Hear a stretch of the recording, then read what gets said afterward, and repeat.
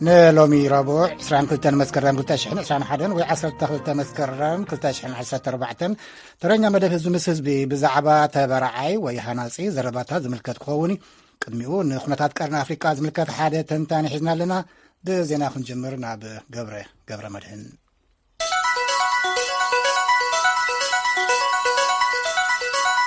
كما يتمسيو زينا كسمعكم 30 تكالات اب تግራይ ሁከትን ዓጸቦን ከብቅዕ ዝጽውዕ ቅሉዕ ደብዳቤ ንዋና ጸሓፊ ሕብራት መንግስታትን ቀዋምቲ ኣባላት ቤት ምክሪ ጸጥታን ጽሒፈን ናይ ሕብራት መንግስታት ሓፈሻዊ ጉባኤ ኣብ ኒውዮርክ ይካየድ ኣብ ዘለሉ ዘን 30 ትካላት ንዋና ጸሓፊ ሕብራት መንግስታት አንቶኒዮ ጉተረዝን ንወኪላት ኣባላት ቤት ምክሪ ጸጥታን ኣብ ሰሜን ኢትዮጵያ ትግራይ ዘሎ ሁከትን ዓጸቦን ከብቅዕ ስጉምቲ ክወስዳ ዝጽውዕ ናይ ሓባር ደብዳቤ ጽሒፈን ኣለዋ ካብ ሕዳር 2020 ኣቆጻጽራ ፈረንጂ ጀሚሩ ኣብ ሰሜን ኢትዮጵያ ሲቪላት ካብ ረድኤት ባንኪ ኮሙኒኬሽን ተበቲኾም ኣስታት 1 ሚሊዮን ሰባት ዓጸቦ ዝመስል ኩነታት ገጢሞም ኣሎ ይብል እቲ ደብዳቤ ኣብቲ ክልል ዝተኻየደ ውግእ ጾታዊ መጥቃዕትን ጥሜትን ሓዊሱ መግሃስታት ሰብኣዊ መሰላት ከም ናይ ኩናት መሳርሒ ኣብ ጥቕሚ ውዒሎም ይብል እቲ ደብዳቤ እቲ ሎሚ ዝወፅእ ደብዳቤ ዋና ጸሓፊ ሕብራት መንግስታትን ኣባላት ቤት ምክሪ ጸጥታን ነቲ ህዝቢ ንምሕጋዝ ዝስዕቡ 4 ስጉምታት ክወስዱ ጸዊዕ ኣሎ ሰብኣዊ ረድኤት ንምቕራብን ተኽሲ ጠጠው ክብልን ኩሎም ሓይልታት ካብ ትግራይን ኣብቲ ከባቢ ካብ ዘለዋ ክልላትን ክወፁ ክጽውዑ መንግስቲ ኢትዮጵያ ንጻዕርታት ረድኤት ዝዕንቅፉ ምዕጻው ሰብኣዊ ረድኤትን ቢሮክራሲያዊ ማሕለኻታትን ከልዕሎ ክሓቱ ተፈጺሞም ዝበሃሉ ክስታት ገበናት ኩናትን ካልኦት መግሃስታት ዓለምለኸ ሰብኣዊ መሰላትን ዓለምለኸ ሕጊ ሰብኣዊ ረድኤትን ዝምርምር ዓለምለኸ ተቆጻጻርን ገለልተኛ ምርመራን ክዋፈር ድፍኢት ክገብሩን ከም ህዝባዊ ወያነ ሓርነት ትግራይ ዝኣመሰሉ ተቃወምቲ ጉጅለታት ዝሓቆፈ ሃገራዊ ዘተ ክካየድ ከተባብዑን ይጽውዕ እቲ ደብዳቤ ምስ ወፀ ምክትል ፕሬዝዳንት ፕሮግራምን ፖሊስን ዓለምለኸ ስደተኛታት ሃርዲን ላንግ መሪሕነት ሕብራት መንግስታት ወሳነ እዩ ንኣማእቲ ኣሽሓት ህዝቢ ትግራይ ኣብ መንጎ ህይወትን ሞትን ዘሎ ኣፈላላይ ማለት እዩ ኢሎም ኣስዕባ ኣቢሎም ብሰንኪ ጥሜት ሞት እናወሰኸ ብዝኸደ ቁጽሪ ዋና ጸሓፊ ሕብራት መንግስታትን ቤት ምክሪ ጸጥታን ግዜ ቅድመ ምሕላፉ ህይወት ንምድሓን ቅልጡፍን ዕቱብን ስጉምቲ ክወስዱ ነተሓሳስብ ኢሎም እቲ እገዳ ናይ ግድን ክልዓልን ሓገዝ ናብ ዘድልዮም ወገናት ሰብኣዊ ረድኤት ክበጽሕን እቶም ወገናት ነቲ ግጭት ኣብ ድርድር ዝተመስረተ ስምምዕነት ከናድዩን ንጽውዕ ኢሎም ላንግ ብምውሳኽ ነቲ ደብዳቤ ካብ ዝፈረሙ ኣካላት ገሊኦም ጥምረት ንህንጸት ሰላም ሕምባሻ ዓለም ናይ ኢትዮጵያ ማሕበረሰብ ልምዓት ካውንስል ዓለምለኻዊ ማእኸል ሓላፍነት ንምክልኻል ጃኮብ ብላውቲን ኢንስቲትዩትን ንምስጓም ሰብኣዊ መሰላት ዓለምለኸ ስደተኛታት ማእኸል ንግዳያት መስቀይትን ናይ ዩናይትድ ስቴትስ ኮሚቴ ንስደተኛታትን ስዱዳትን ይርከብዎም ኣብ ኢትዮጵያ ንዝተኸሰቱ ሽግራትን ዝተሓላለኹ ጉዳያትን መፍትሒ ንምሃብ ኣብ ዝካየድ ጻዕሪ ኣሜሪካ ዝለዓለ ጥንቃቐ ክትገብር ናይ ጻዕዳ ፖስታ ውሕጅ ናብ ጻዕዳ ቤተ መንግስቲ ተባሂሉ ኣብ ዝተጸውዐ ወፍሪ ናይ ባህልን ቱሪዝምን ሚኒስትሪ ሰራሕተኛታት ተሓሳሲቦም እቲ ወፍሪ ንጉዳይ ህልውና ሃገር ወሳኒ ምዃኑ እውን ናይቲ ሚኒስትሪ ሚኒስተር ዶክተር ሂሩት ካሳ ኣፍሊጠን እዚ ናይ ዜጋታት ዲፕሎማሲያዊ ፕሮግራም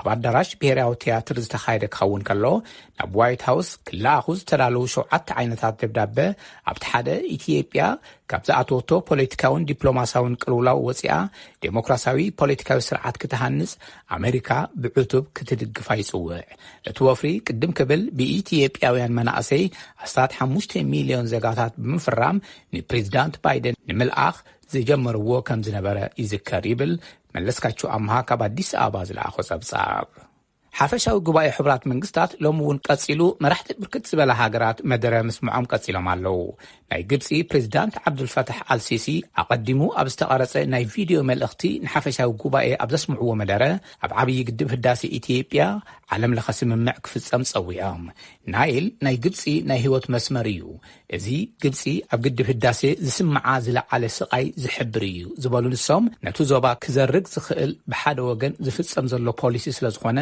ግብጺ ንኹሉ ኣብ ዝሓቆፈ ስምምዕ ክብጻሕ ቅርብቲ እያ ኢሎም ኣብ ግድብ ህዳሴ ሓፈሻዊ ሚዛናውን ብሕጊ ኣሳሪ ዝኾነን ስምምዕ ክህልውን ጸዊዖም ኣለዉ ኢትዮጵያ መምላእቲ ግድብ ምስ ጀመረት ብሕብረት ኣፍሪካ ዝምራሕ ልዝብ ክቕጽል ግብጽን ሱዳንን ንቤት ምክሪ ጸጥታ ጸዊዐን እየን ኢትዮጵያ ንዝኾነ ይኹን ናይቲ ቤት ምክሪ ተሳትፎ ትቃወም ናይ ኣሜሪካ ፕሬዝዳንት ጆ ባይደን ኣብ ዝቕፅል ዓመት ኣብ ምምዕባል ንዝርከባ ሃገራት ተወሳኺ 500 ሚልዮን መጠን ክታበት ወይ ዶዝ ኮቪድ-19 ምዕዳግ ብዝምልከት ሎማዓንቲ ረቡዕ ዕላዊ ክገብሩ እዮም።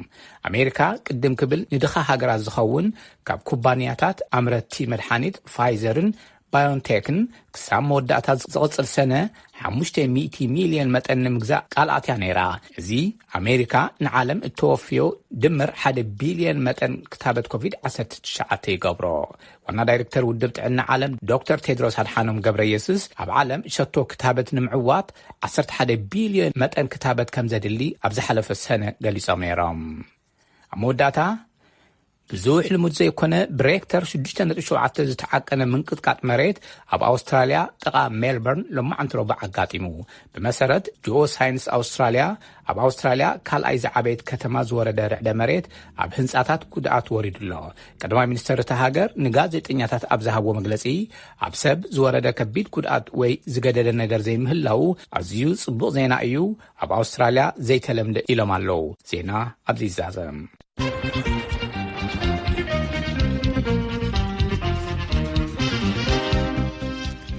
የቀኒልና ገብረ ካብ ዋሽንግተን ዲሲ ብቀጥታ ፈነወ ዝመሓላለፍ ዘሎ ድምፂ ኣሜሪካ ኢኹም ትሰምዑ ዘለኹም። ዝቕፅል መደብ ኣብ ቀርኒ ኣፍሪቃ ዘሎ ምዕባለታት ኣመልኪቱ ዝርኢ ትንታነ እዩ።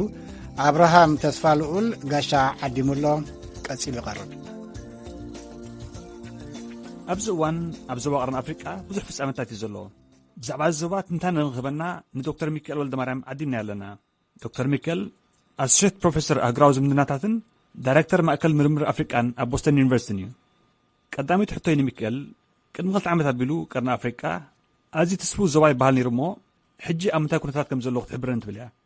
The Horn, of course, historically is a region that suffers from chronic instability. So there is a certain amount of conflict. ቀርኒ ኣፍሪቃ ኣብ ሕንፍሽፍሽ ከም ዘሎ ዘከራክር የብሉን። እዚ ዞባ ንነዊሕ እዋን ሰላም ዘይጸንሖ ደኣ ይኹን እምበር ሕጂ ግን ኣብ ፍጹም ዕንወትን ዕግርግርን እዩ ዘሎ። ኣብ 2018-19 ጽቡቕ ተስፋ ደኣ ይንበሮ እምበር እቲ ሕልምስ በኒኑ እዩ ዝመስል። እቲ ዞባ ካብታ ኣብ ፍጹም ኩናት ሕድሕድ ዘላ ኢትዮጵያ ቅድሚ ትማሊ ፍሹል ፈተነ ዕልዋ መንግስቲ ዝተኻየደላን ገና ዘይረግአትን ሱዳን ዴሞክራሲያዊ ለውጢ ዝጽበያ ዘለዋ ከም በዓል ኤርትራ፣ ጅቡቲ፣ ሶማልያ፣ ደቡብ ሱዳን ወዘተ ኩላተን ኣብ ሕማቅ ቅርጺ እየን ዘለዋ። ብተዛማዲ ዝሓሸ ረግኣት ዘለዋ ርእሰ ምምሕዳር ሶማሊላንድ ጥራያ። ብዘይካቲ ውሽጣዊ ዘይርግኣት ኣብ መንጎ ሃገራት ዘሎ ምትፍናን ማለት ከም እኒ ናብ ኩናት ክዓርግ ዝኽእል ደባዊ ግጭት ሱዳንን ኢትዮጵያን እውን ካልእ ኣሸቓሊ ጉዳይ እዩ። ወላ እኳ ንደገ ዝወፀ ደኣ ኣይኹን እምበር ኣብ መንጎ ብዙሓት ሃገራት እዚ ዞባ ግን ምትፍናን ኣሎ። እቲ ዝኸፍአን ነዚ ዘሎ ዞባዊ ግጭት ዘግድዶን ከኣ ናይ ኣህጉራውያንን ዞባውያንን ሓይልታት ጽልዋ እዩ። ሃገራት ከሊጅ፣ ሕቡራት ኢማራት ዓረብ፣ ቱርኪ፣ ግብፂ፣ ቻይና፣ ራሻ፣ ኣሜሪካ፣ ሃገራት ኤውሮጳ ወዘተ ኩላተን በበይኑ ረብሓታት እዩ ዘለወን።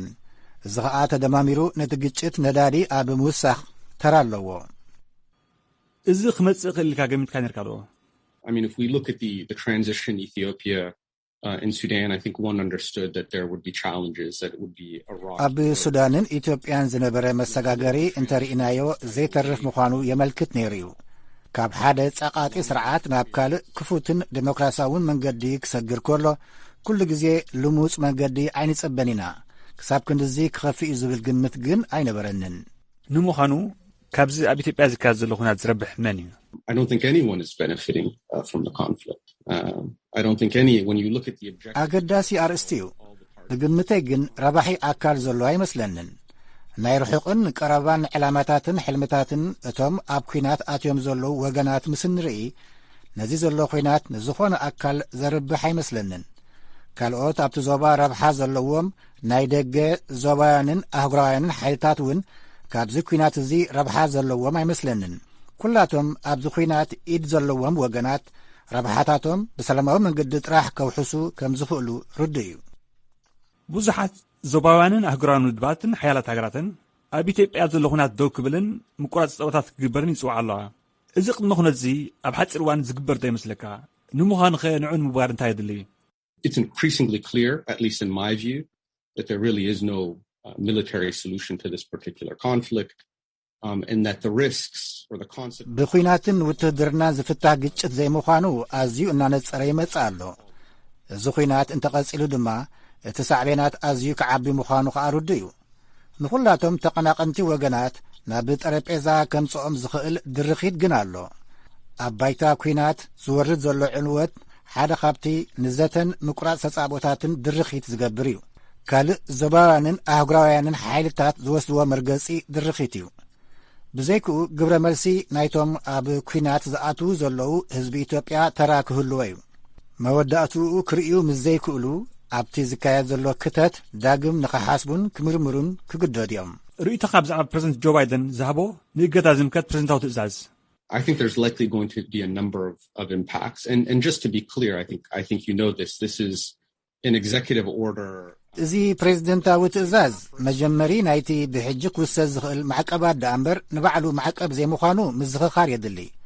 ኣብ ግብሪ እንተውዒሉ ዝምድና ኣሜሪካ ምስ ኢትዮጵያን ኤርትራን ኣዝዩ ክጸልዎ ምዃኑ ርድኡ። ብኣናብባይ ግን እዚ ዓይነት ስጉምቲ ነቶም ተቐናቐንቲ ወገናት ጸቕጢ ንምግባርን ንዘተ ክቕበሉ ምድራኽን ይመስለኒ። ካብቶም ኩላቶም ኣብዚ ፕሬዚደንታዊ ትእዛዝ ተጠቕሱ መንግስቲ ኤርትራን ኢትዮጵያን ብትሪ ክነጽጉ ከለዉ ውድብ ህወሓት ግን ነቲ ትእዛዝ ከም ዝተቐበሎ ገሊጹ ኣሎ እሞ ኣረኣያኻ ኣብዚ ጉዳይ? First of all, let's be clear about what they've indicated, right? This is a willingness apparently to engage in talks. I think they said that they would ኣብ ዘተ ጠረጴዛ ምስ ቀረቡ ክርአ ዝኽእል ደኣ ይኹን እምበር ሕጂ ድልውነቶም ንዘተ ጥራይኦም ኣመልኪቶም ዘለዉ። እቲ ዘተ ምስ ዝፍጸም ዝወስድዎ ስጉምቲ ብሕጂ ዝርአ እዩ። ንኽትዛተ ምስምማዕን ኣብቲ ዝግበር ዘተ ነቲ ዝቐርብ ቅድመ ኩነታት ምቕባልን በበይኑ እዩ። ብኻልእ ኣናብባ ኸዓ ህወሓት ብኹናት ዝውዳእ ግጭት ዘይምዃኑ ዘስተውዓለ ይመስል። ኣብ ርእሲኡ ኣብ ቅድምቶም ንዘተ ጽውዑ ዘሎ ኣሜሪካን ኤውሮጳዊ ሕብረትን ንምፍታሕ እቲ ግጭት ቁርብነት ከም ዘለዎ ንምርኣይን ጽቡቕ ስም ንምግዳፍን እውን ክኸውን ይኽእል። እዚ ድማ ኣህጉራዊ ደገፍ ንምርካብ ክሕግዞም ይኽእል።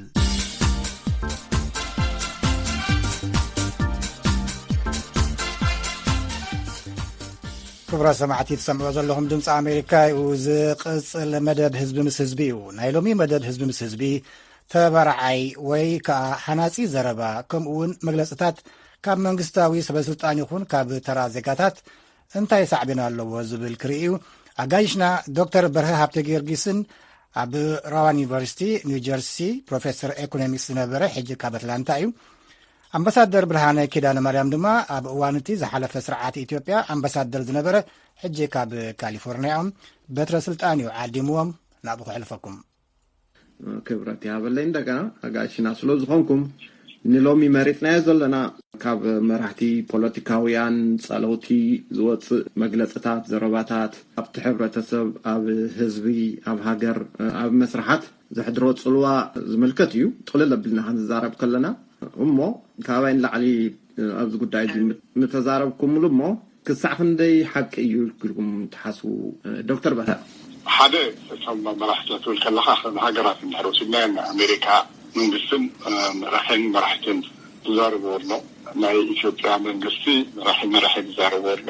ናይ ህዝባዊ ወያነ ሓርነት ትግራይ ወይስ እንታይ ዝበሃል ዘሎ ሕጂ መንግስቲ ትግራይ ክልል ትግራይ ካብኡ ዝወፅኡ እውን ዘረባታት ኣሎ ካብ ኤርትራ እውን ከምኡ እሞ ሰለስቲኦም ወይ ኣርባዕቲኦም በብመንገዶም በብኩነታቶም ነቲ ናታቶም ኩነታት ዘብርህ ወይ ከዓ ነቲ ናታቶም ዕላማ ከዓኒ ዘማዕበል ወይ ዘገስግስ ነገራት እዮም ዝዛረቡ ኩላቶም ኦብጀክቲቭ ዝኾነ ወይ ከዓኒ ማዕከላዊ ዝኾነ ከምዚ ኣብ ኣካደምያ ወይ ከዓ ናይ ትምህርቲ ዓለም እንገብሮ እዚ ሓቂ ንሕና ሓቂና ንደሊ ሓቂ እዚ ኢልካ ዝርአ ኣይኮነን። ኩሉ ነናቱ ዕላማ ክለፍኣሉ ወይ ከዓ ኣብ ግብሪ ንኽውዕለሉ ክርድኣሉ እሞ ዓለም ከዓቡ ክክተለሉ ዝደልዮ ነገራት እዩ ዝዛረብ። ኣምባሳደር ብርሃነ መብዛሕትኡ ግዜ ኣስሓደቢባል ናይ ኣቶ ጉዳይ ወይ ናይ ስዲት ማሕበራት ምርሕነት ሃገራት ኣትውስን ጉዳይ ብምክንያት ዘለዎም መረዳድኣን ሓደ ዓይነት ክኸውን ይኽእል ክፈልሉ ይኽእል። ኣቲ ጉዳይ ዘለዎም ረብሓ እዩ ዝውስኖ። ረብሕኦም ብዝምልከት እቲ ጉዳይ እንታይ ይጠቅም ወይ እንታይ ይጎድል تنزل زي المصيلهم ولا أصلا محقتاتهم وسيبن ناتي طرحكي كم زي نبره وني عن دمرعي ويانتم من دمرعي معهم دوتكم من قدين عين توقنا نجر بزوت الرزرعي فلذي كل شيء تفكريو وكل شيء يبعيو تنون بدخل ما نتمرد أتى بتفكرين بالفيلم بدون أن زاروا حاجات ثلاثة بالمال نزي كم دم ودلوا بقول لما هم زاروا ما مرتاحوا طبعا مثلا كانوا ترى بيتعبوا مدارات تبارع خون يخلها ناتي بزي قدس خلتيو مالتي ابز حتى يزي زربان بوليسين زربان ممرحن فلالينا دخون رأي نخيل تعذب زلخون عامنة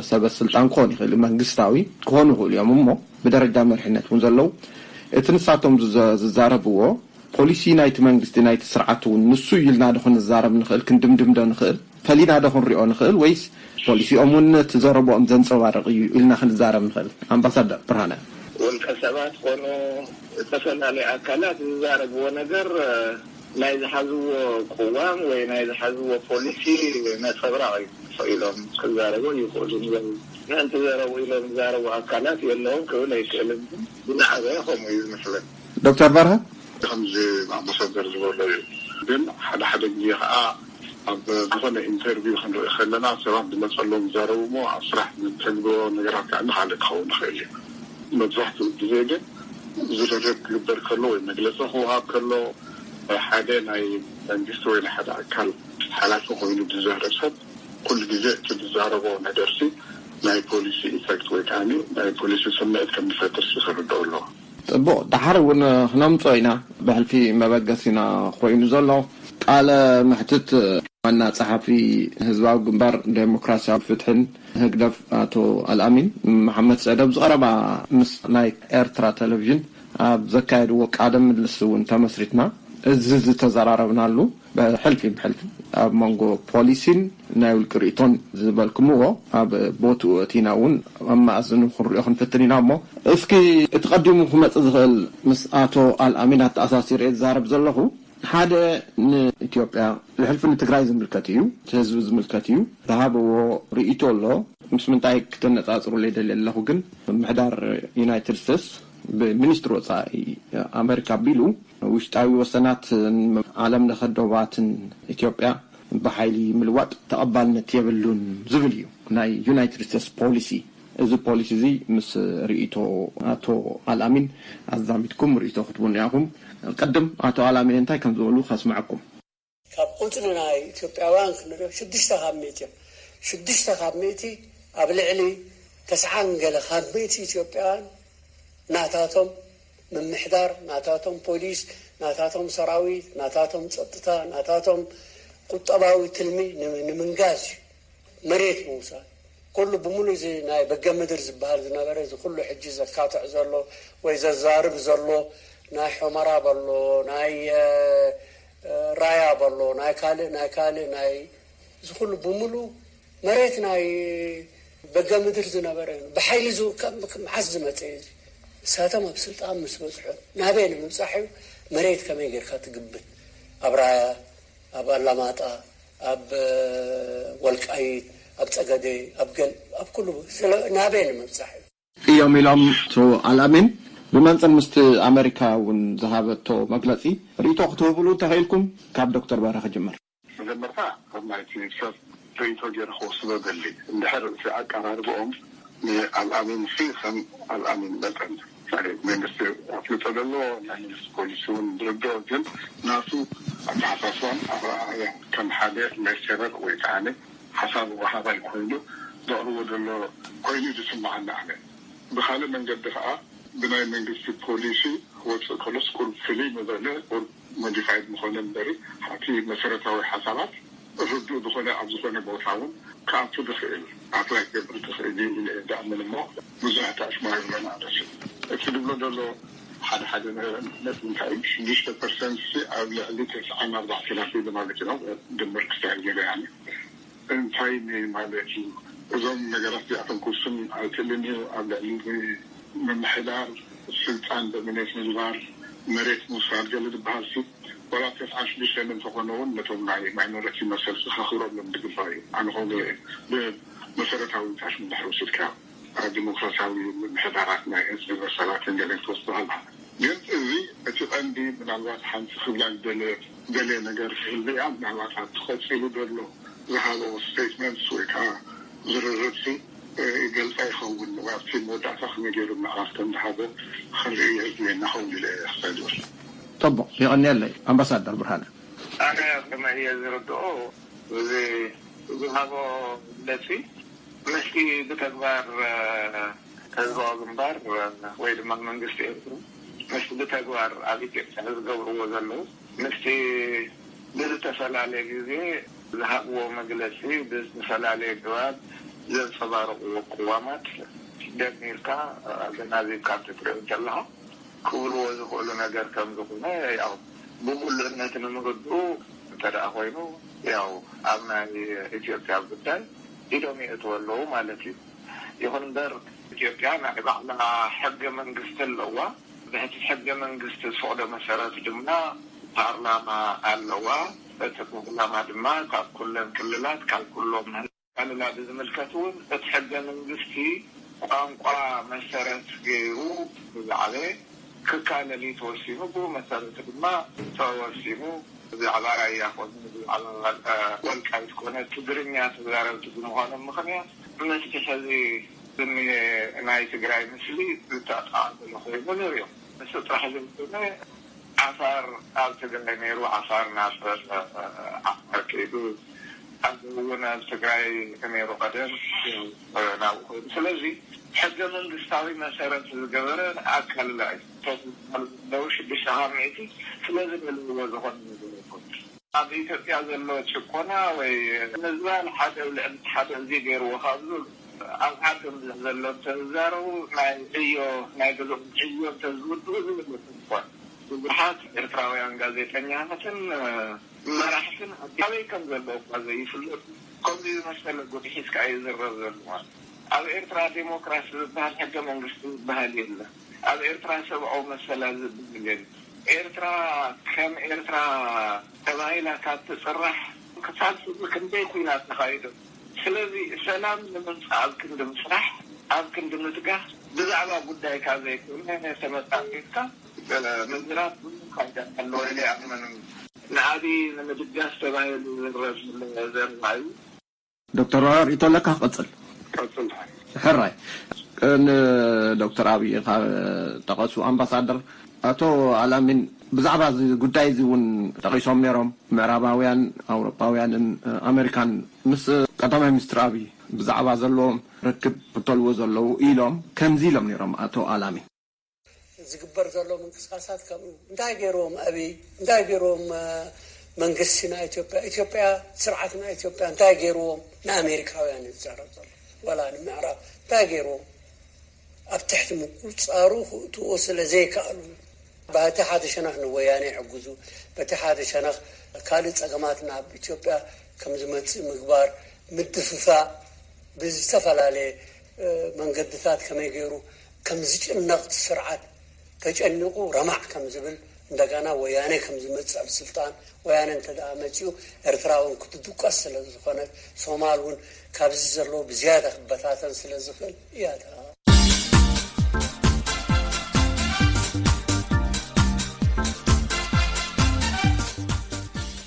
زي مدب اي تزازمن زغصل سمون كنملسوينا ناغاشنا دكتور برهان هابت جيرجسن امباسادر برهانه كيدانا مريمن نمسجنكم ون بتره كاب واشنطن دي سي بقطتا بإيتيو سات اب تلفزيون راديونز محلالف فنويهم تسمعوا زلهم دمص أمريكا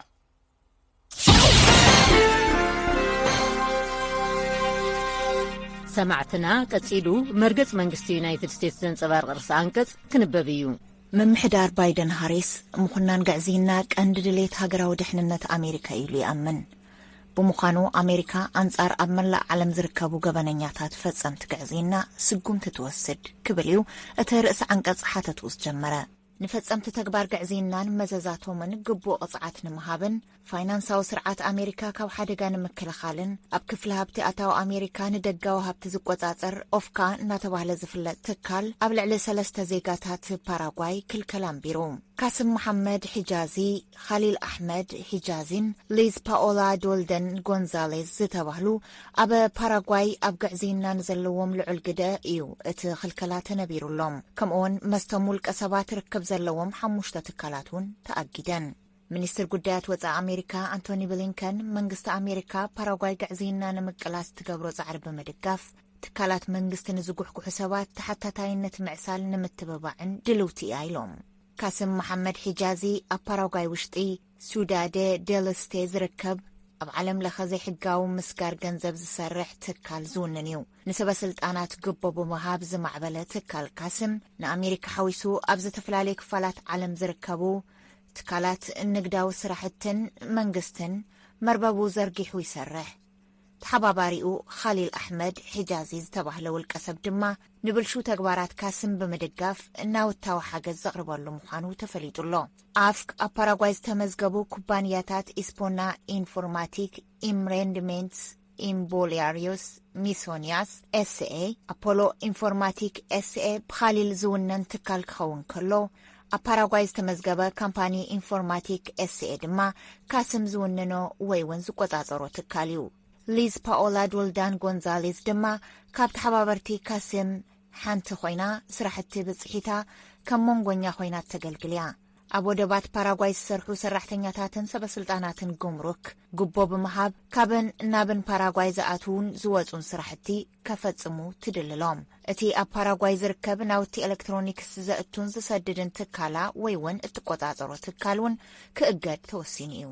ብምዃኑ ካስም ካሊልን ዶልዳንን ኣብ መላእ ዓለም ብኸቢድ ትሕሰት ሰብኣዊ መሰላትን ፈጸምቲ ገበናት ግዕዚናን ተባሂሎም ብመሰረት ዓለም ለኸ ማግነትስኪ ተሓተቲ መሰላት ሰብኣውነት ተኸሲሶም ክልከላታት ተነቢሩሎም እዩ።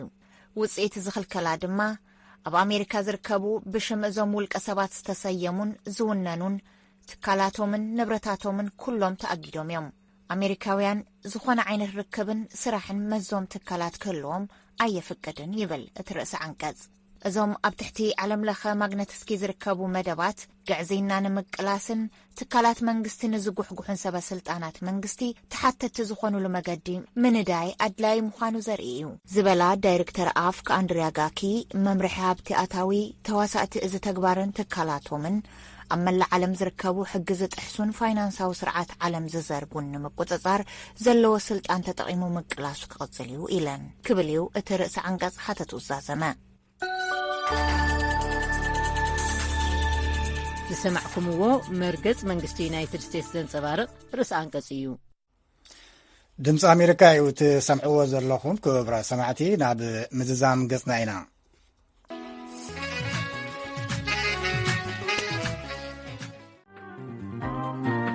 ንሎሚ ረቡዕ 22 መስከረም 2021 ወይ 12 መስከረም 2014 ተረኛ መደብ ህዝቢ ምስ ህዝቢ ብዛዕባ ተበራዓይ ወይ ሃናጺ ዘረባታት ዝምልከት ክኸውን ቅድሚኡ ንኹነታት ቀርኒ ኣፍሪቃ ዝምልከት ሓደ ተንታኒ ሒዝና ኣለና። ብዜና ክንጅምር ናብ ገብረ መድህን።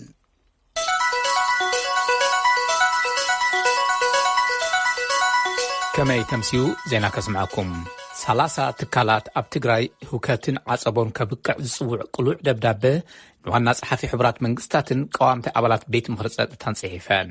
ናይ ሕቡራት መንግስታት ሓፈሻዊ ጉባኤ ኣብ ኒውዮርክ ይካየድ ኣብ ዘለሉ እዘን 30 ትካላት ንዋና ጸሓፊ ሕቡራት መንግስታት አንቶኒዮ ጉተረዝን ንወኪላት ኣባላት ቤት ምኽሪ ጸጥታን ኣብ ሰሜን ኢትዮጵያ ትግራይ ዘሎ ህውከትን ዓጸቦን ከብቅዕ ስጉምቲ ክወስዳ ዝጽውዕ ናይ ሓባር ደብዳቤ ጽሒፈን ኣለዋ።